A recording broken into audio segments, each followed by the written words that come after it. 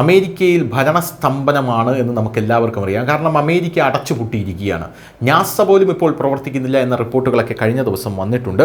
എന്തായാലും അമേരിക്കയ്ക്ക് ഇത് കണ്ടകശനിയാണ് എന്നുള്ള കാര്യത്തിൽ തർക്കമില്ല. ഇപ്പോൾ വരുന്ന റിപ്പോർട്ടുകൾ പ്രകാരം അമേരിക്കയിലെ അടച്ചുപൂട്ടലിനെ വൈറ്റ് ഹൗസ് സാമ്പത്തിക വിദഗ്ധർ ഒരു പൊളിറ്റിക്കോ റിപ്പോർട്ടിൽ അവകാശപ്പെട്ടത് അടച്ചുപൂട്ടൽ അമേരിക്കയ്ക്ക് ആഴ്ചയിൽ $15 ബില്യൺ നഷ്ടമുണ്ടാക്കും എന്നുള്ളതാണ്.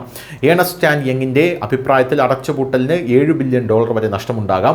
ഇതിൻ്റെ അടിസ്ഥാനത്തിൽ നിലവിലെ അടച്ചുപൂട്ടൽ അമേരിക്കൻ ചരിത്രത്തിലെ ഏറ്റവും ചിലവേറിയ അടച്ചുപൂട്ടലായി മാറിയാൽ അതിൽ അതിശയിക്കാനില്ല എന്നാണ് ഇവരെല്ലാം പറയുന്നത്. അങ്ങനെ അടച്ചുപൂട്ടൽ അമേരിക്കൻ സമ്പദ് വ്യവസ്ഥയുടെ വളർച്ചാ നിരക്കിൽ മാന്ദ്യത്തിന് കാരണമായി. അമേരിക്കൻ അടച്ചുപൂട്ടലുകൾ കൂടുതൽ ചെലവേറിയതായി മാത്രമല്ല കൂടുതൽ ദൈർഘ്യമേറിയതായി മാറിയിരിക്കുന്നു. ഹൗസ് ഹിസ്റ്റോറിയൻ്റെ ഔദ്യോഗിക രേഖകൾ പ്രകാരം 1980കളുടെ തുടക്കത്തിൽ അടച്ചുപൂട്ടലുകൾ 1-2 ദിവസം നീണ്ടുനിന്നു. അതിനുശേഷം 1990കൾ അടുക്കുമ്പോൾ ഈ അടച്ചുപൂട്ടലുകൾ ആഴ്ചകളോളം നീണ്ടുനിന്നു. 95-96 അടച്ചുപൂട്ടൽ 21 ദിവസമാണ് നീണ്ടുനിന്നത്. അത് അക്കാലത്തെ ഏറ്റവും ദൈർഘ്യമേറിയ അടച്ചുപൂട്ടലായി മാറുകയും ചെയ്തു.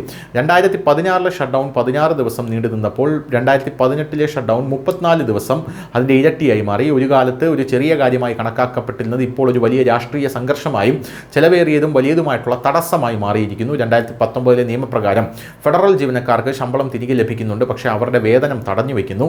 ഇത് ഉപഭോഗത്തിൽ ഹ്രസ്വകാല സ്വാധീനം ചെലുത്തുന്നു. കൂടാതെ തിരിച്ചു പിടിക്കാൻ കഴിയാത്ത നിരവധി നഷ്ടങ്ങളുണ്ട്. റദ്ദാക്കിയ യാത്രകൾ, നഷ്ടമായ കരാറുകൾ, തടസ്സപ്പെട്ട പെർമിറ്റുകൾ, വൈകിയ നിക്ഷേപങ്ങൾ എന്നിവ ഇതിൽ ഉൾപ്പെടുന്നു എന്നുള്ളതാണ് പ്രധാനപ്പെട്ട ഒരു കാര്യം.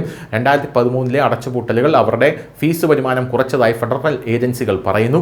വിവിധ വ്യവസായങ്ങൾ ഇത് ബാധിച്ചു. കോടിക്കണക്കിന് ഡോളറിൻ്റെ ഗ്രാൻറ്റുകളും വായ്പകളും നിർത്തിവെക്കേണ്ട സാഹചര്യമുണ്ടായി. ട്രംപ് അടച്ചുപൂട്ടൽ നടത്തിയത് തൻ്റെ നേട്ടത്തിനായി ഉപയോഗിക്കുന്നു എന്നുള്ളതാണ് അമേരിക്കയിൽ നിലവിൽ ഇപ്പോൾ സാമ്പത്തിക വിദഗ്ധർ പറയുന്ന പ്രധാനപ്പെട്ട കാര്യം. News desk news India Malayalam.